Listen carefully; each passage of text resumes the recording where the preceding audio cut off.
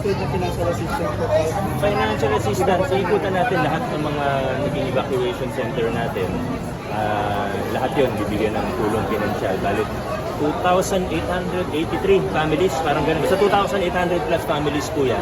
Para naman po dun sa mga hindi lumikas at hindi pumunta sa evacuation center, naintindihan naman natin, baka may mga dahilan na hindi sila, wala silang green card, di ba? So baka hindi sila makasama sa financial assistance. Pero pipilitin natin na mag-house to house yung mga team natin ng DRMO at CSWD, house to house, mag-distribute pa rin tayo ng mga relief goods.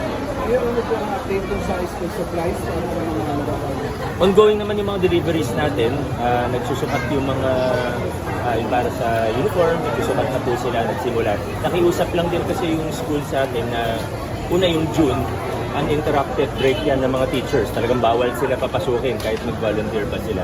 Yung July naman, ang daming kaganapan din. May National Learning Camp, may Reading Camp, may Brigada Eskwela. So nakiusap po yung schools, or di man nakiusap, pero nag-suggest sila, pati yung division natin, SDO, na sa August na magsukatan. So, siyempre, gusto natin maganda koordinasyon natin sa DepEd, mga schools natin.